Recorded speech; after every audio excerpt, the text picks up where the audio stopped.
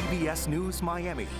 Good afternoon, and thank you for joining us. I'm Najahe Sherman, and welcome to CBS News Miami's 4 p.m. Quickcast. Let's take a look at today's top stories. The heat is on. It is going to be a steamy weekend. Next Weather meteorologist Shane Hinton joins us from the Next Weather Sphere. And Shane, it looks like we're going to stay hot and dry. That's right, Najahe. I don't know about you. I walked out of my apartment door today, stepped in the elevator, and started sweating before I even got to my car. Goodness gracious, it's a hot one out there. It is beautiful, though. Here are the next 3 things that you need to know as we head into the weekend and even into next week. We're going to hold on to that hot and dry trend with triple-digit feels-like temperatures, not for everyone, but for many locations, especially inland, over the next several days, and we'll trend even warmer next week. So go ahead and buckle up because it's going to be a hot ride for us here. Right now, currently temperatures anywhere from the upper 80s to lower 90s. Warmest in Pembroke Pines at 92, currently sitting at 88 in Miami, and even mid-80s in Key West and in Marathon. Fort Lauderdale, you're sitting at 87. Feels like temperatures in the lower to mid-90s. In fact, it feels like it's warmest in Key West and also in our interior areas where it's feeling like it's in the mid-90s. So if you are going out to Lone Depot Park today for the Rays and Marlins game, well, you've got a pretty fair forecast for it. Mid-80s, make sure you're hydrating. Good news is no rain concerns as you're going to or coming from the game. If you'd rather stay at home and enjoy your air conditioning, you can catch the show on CW33 Miami. First pitch is at 7:10 this evening. Tomorrow morning, we're going to wake up to a mild start, mid to upper 70s for most of us. I think we could even be at the 80-degree mark for some parts in the Keys, such as Marathon. As we walk you through your day tomorrow, I do think we'll make it to around 91 degrees. Winds continue from the southeast at 10 to 15 miles per hour. And if you have any late Saturday evening festivities, well, we're going to still be sitting in the mid-80s by around dinner time and even into the early evening. As we take a look at our county by county high temperatures for tomorrow, Broward County, steamy. Look at that, 93 in Sunrise and Davie. Weston, woo, racing to 94. Coral Springs at 93 and 88 in Fort Lauderdale. Fort Lauderdale, I wouldn't even be surprised if maybe you get a little bit warmer than that. Miami-Dade County, anywhere from mid-80s in Miami Beach and Key Biscayne to lower 90s in Kendall, downtown Miami, and Doral, and also for my friends in Miami Lakes. And if you are spending the weekend down in the Keys, look at that, mid to upper 80s. Very similar trend to what we're seeing right now as we head into the weekend. The afternoon high is going to be around 91 both days, but it will feel like it's in the upper 90s for both afternoons. No rain concerns on Saturday or Sunday. We've still got this area of high pressure that is dominating our forecast. What does that mean? We keep the heat, we keep the sunshine, and we keep our umbrellas in the closets, at least until next week. I am seeing the potential for a few isolated stray showers come the middle to end of the work week, but right now that's only a 10 to 20% chance, you guys, so I don't want to get your hopes up. Do notice that we trend even warmer as we head into next week. I could see triple-digit feels like temperatures even closer to our metro areas by Tuesday or Wednesday of next week. So this is still below heat advisory criteria, but it is still important to make sure you're staying hydrated and looking after yourself if you're spending time outdoors, Najahe. All right, important advice. Thank you, Shane. A man accused of pointing a gun at a woman and her daughter during an alleged road rage incident appeared in front of a judge today. CBS News Miami's Morgan Reiner reports from Fort Lauderdale. We did get an update this morning that the suspect actually turned himself in, and he did post bond, which means we expect him to walk out of the jail any moment, and we will be ready to ask questions when he does. Friday morning, 41-year-old John Morisi appeared before a judge. All right, Mr. Morisi, good morning, sir. You're charged with 2 counts aggravated assault with a deadly weapon without intent to kill. The court does find probable cause. This is the video that landed Morisi behind bars. According to BSO, this all started right after a woman picked up her daughter from Fort Lauderdale International Airport. She said Morisi, the suspected driver of this black Dodge Durango, would not let her in and then stopped short when she got behind him. That's when her daughter started recording the whole incident on her cell phone. It shows the moment when he pointed a gun at them as they drove past him. Moments later, he realizes he was being recorded and took off. So, Mr. Morisi, your bond on each count will be $15,000, so a total of $30,000. I am ordering no victim contact, no firearms, weapons, or ammunition, no driving until further order of the court, but I am granting an exception for work purposes.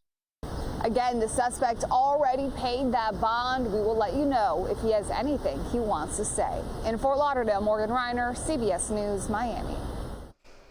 Caught on camera, police need your help tracking down a group of women. They are accused of stealing hundreds of dollars worth of products from a Publix in North Lauderdale. The first surveillance video is from March. It shows 4 women stealing baby formula. Then in April, a 5th woman was spotted filling her shopping cart with hygiene products like toilet paper and wipes. She also left the store without paying. If you have any information, call police. A telenovela star has bonded out of jail. This is video of Cuban actor Pedro Morano. It's as he walked out of jail in West Miami-Dade. Investigators say Morano used his wife's phone and began to snoop through it. He accused her of cheating. When she demanded the phone back, police say they got into a fight, and it all happened at their home near West Kendall. Outside the jail, he spoke in Spanish. He said he's going to handle the situation in private and takes full responsibility. He faces one charge of strong-arm robbery. We are getting an exclusive look at video obtained by CBS News. It's inside an air traffic control facility in Philadelphia. It handles flights in and out of Newark Liberty International Airport. The video was taken during a brief outage last Friday. It shows blank screens, and soon after the system comes back on. The 90-second outage happened just before 4 a.m. The Transportation Secretary testified before Congress about the air traffic controller shortage and old air traffic control systems. Listen to how he said the equipment is fixed. We do try to buy replacement parts on eBay for this really old equipment. Sometimes we can't even find it on eBay, so we're trying to use 3D printing to craft replacement parts for the system that we use. Despite challenges, he says safety is key, and he says the system is safe. Now to Pope Leo XIV. He addressed diplomats for the first time since becoming Pope. The Pope is also getting ready for Mass this Sunday. Many world leaders are expected to join. Vice President J.D. Vance and Secretary of State Marco Rubio say they will travel to the Vatican for the historic event. When we come back, I talked to the winners of the amazing race. They crossed the finish line right here in South Florida. Hear what they told me about the place we call home next. And speaking of Lone Depot Park, the Marlins host the Tampa Bay Rays tonight, and you can watch the game for free on CW Miami 33. First pitch is set for 7:10. Enjoy the game. Well, welcome back to CBS News Miami's 4 p.m. Quickcast. Another amazing race has come to an exciting conclusion. Winners of the 37th edition of the Emmy Award-winning CBS primetime show crossed the finish line last night, and it was right here in Miami at Lone Depot Park. Take a look.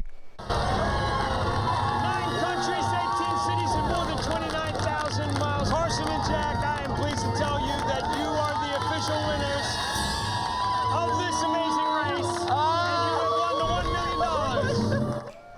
Incredible. Best friends and gamers Carson McCallie and Jack Dodge took home the $1 million prize, but they had to outrace 2 other teams in the final leg here in South Florida.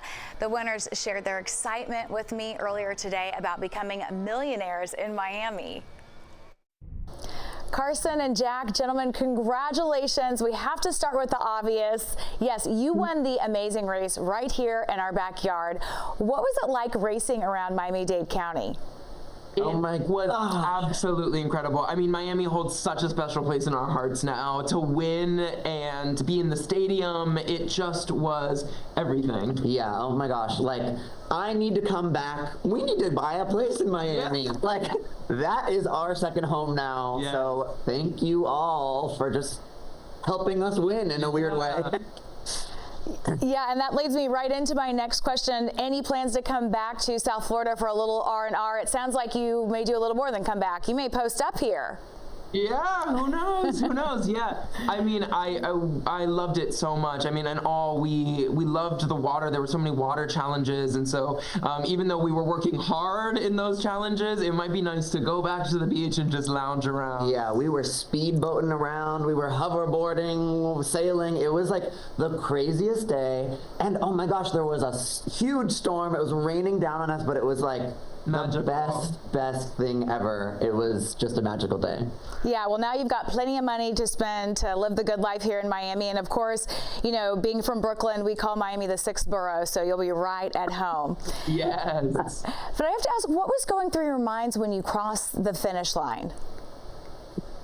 mean, it was every emotion all at once. It was so much, I was so proud of Jack. I was so proud of me. I was so grateful for the opportunity. I seen the other racers. It was we were in this tunnel and seeing it grow bigger and bigger and seeing their reactions, them not knowing who was going to come in and seeing their support and how much we respect them in their game. It was best day ever. Yeah, it was so cool. And this is a dream, obviously, that we've had. I mean, The Amazing Race is the most magical show, I think.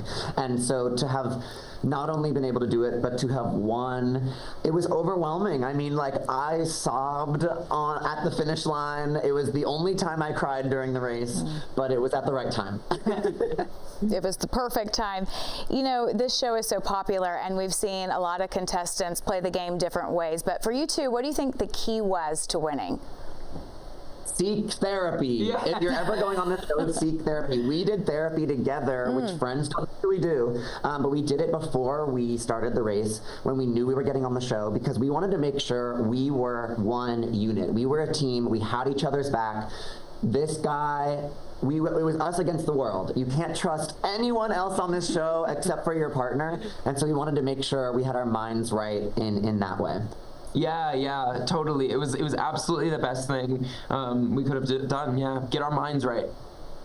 Great advice for future contestants who hope to win big like you two. Thank you so much, and congratulations again. Of course, so much. Thank you. How exciting, and they won it all right here where we call home. If you are an Amazing Race fan, we can now confirm that the 38th edition of the race will air right here on CBS Wednesday nights this fall. That does it for your CBS News Miami Quickcast. I'm Najahe Sherman. Stay tuned for more news right here on CBS News Miami, and have a great day.